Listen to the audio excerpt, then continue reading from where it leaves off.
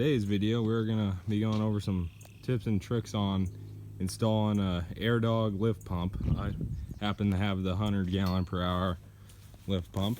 Had it on for about a little over a week now, and love it. Nothing wrong with it.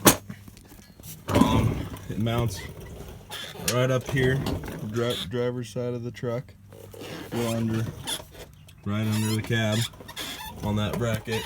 It's nice and tucked away here. As you can see where it's at, it keeps stuff from flying up and hitting it. And when you go ahead and install this, the first thing you're going to do is let me get situated. First thing you're going to do, you're going to mount this bracket here onto the pump, which the fuel filters will come on there.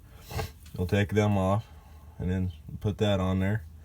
And then there's a little spacer there, and it'll have some long bolts that you run through this bracket, and it's adjustable up and down. And I mounted it at what, 3 or 4 up. That's the highest I could get it. You know, still got a tiny bit of room there, but not enough to raise it up for. And so the first thing I did was get that all situated, mount it on the frame. You know, I mounted it right before the cab bolt, which right here, which is about as far as you can get it, unless you remove that little clip there. But otherwise, mount up pretty easy. You're gonna need a ratchet and a couple wrenches to get up on them top ones. Then from there, sorry the camera's so wobbly. From there, you're gonna need to hook your fuel lines up, which you'll need a fuel disconnect tool and some pipe cutters, which I'll show you what them look like in a few seconds. But first line you're gonna need to disconnect is right up there. Here's your fuel heater right up there, and it has this little tube that goes up top there. I don't know if you can see it, but the newer hose is connected up there. And there'll be a little hose that you take out of there, and you'll probably want to keep that in case your pump ever goes out. And then so from where you disconnected it above the tank, you run it down to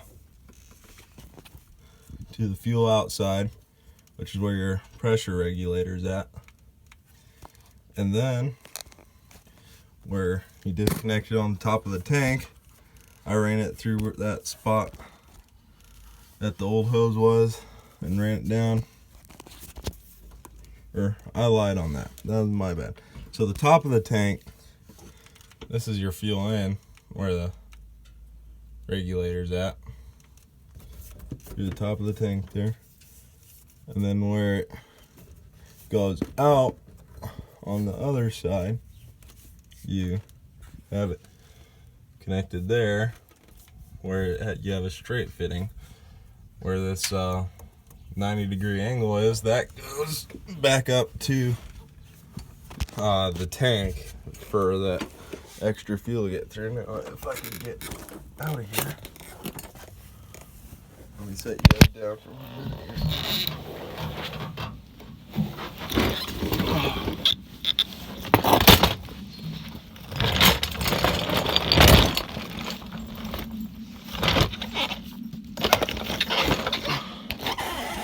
That 90 degree that came from over here, ran it up top, and then you'll have to cut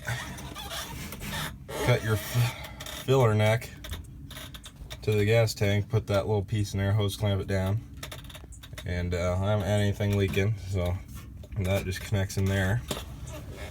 And when you connect these fittings on the end of your line, You don't need a hose clamp or anything, but get some engine oil and dip these in there and rub it around the outside. They'll make them slide on a hell of a lot easier. And also, when you put your filters on, put some engine oil around them seals. And oh, I forgot to mention one thing back at the pump here. Your pump's not going to come with the male fittings, the metal fittings on the pump there. So when you put those in, people will say you need nylon tape. Don't do that. They even say in their own video, don't do that, because they're self-sealing. They have O-rings on them, and that nylon gets in there and will mess up your pump. So just dip them in engine oil, so they won't ever seize up in there, and tighten them snug, but don't over tighten them. It may seem like they're loose, but they're tight.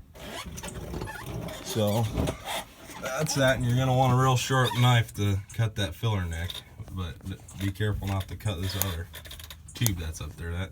That part was a pain in the butt. But the hardest part you're gonna have is disconnecting those old fuel lines. Which I'll show you what that old fuel line looks like here. So this was that line I removed. It went in there like this, so the tank's under there. You know, that went into the top of the tank. That went down in front of that fuel cooler. And yeah, I'd recommend keeping this, because if your pump ever goes out, you can just pop them quick connects off and pop this line in there, and you'll still be good to go. And then your fuel disconnect tool, you'll need the 1/2-inch size one. You know, this was like 12 bucks at O'Reilly's or wherever I got it from. You pop that in there on the line, and it's gonna fight you. But you're gonna have to pop it and wiggle it, and you might even have, it may seem like it's loose and it won't come off, and push it back on there and pop it back off. And what you're gonna want to use to cut your new fuel line, or some pipe cutters, is probably the best way to do it. You know, you can just cut right through them and make a nice straight cut. So, and then you gotta run the electrical for the pump, which I just ran it. I don't know if you can see it, but you know, you have a connect right there on top of the pump, and I just ran it along the top of the frame there, all the way up to the front.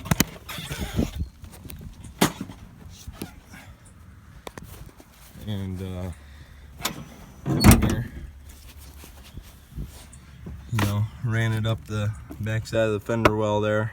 And they're gonna give you tons of extra wire there. I just kind of zip tied them together and tucked them away there. But you'll have your relay mount. I mounted that where the ground is for the hood. It's a perfect size bolt. You don't have to drill anything. Just a 10mm nut on that. And then I saw people were having struggles with this add-a-fuse, but you want it in your, it's different for the ears in a different spot, but ignition E, that 10 end, which is right there for me. And so you'll put it in there. And I ran this fuse out the bottom, or the wire out the bottom where the whole wiring harness comes in, and then you don't have to worry about it getting pinched on these edges, which a lot of people were cutting and trying to make that wire not rub, when all you have to do is just, you might have to pop this whole piece up a little bit, but you can just run it through there. And then for the power and ground, just ran the power into that little box there. I don't know if you can see that, but I had to, that bolt was pretty big, so I had to split the end of the eye hole for the connection and split it out so I could fit it on that bolt. But then that ground, you know, this piece says ground right on it. So I just ran it straight down to where that connects and just bolted it on there. And I put some dielectric grease on them fittings as well, so so they don't corrode up and get bad connections. So you always have a good connection. That's optional, but I'd recommend it. But yeah, then it runs down there, and that's how your electrical hooks up.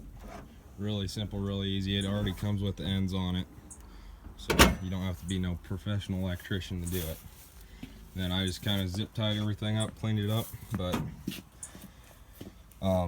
here in a few weeks, maybe I'll do a water separator drainage, see what job that baby does. But other than that, pretty simple install. It's a little hard to get up on top of the tank there, but it can be done. So thank you all for watching. Sorry the video is wobbly and rough, but there's some tips and tricks on installing your airdog lift pump, and that doesn't matter which size it is. So thank you all, and have a good day.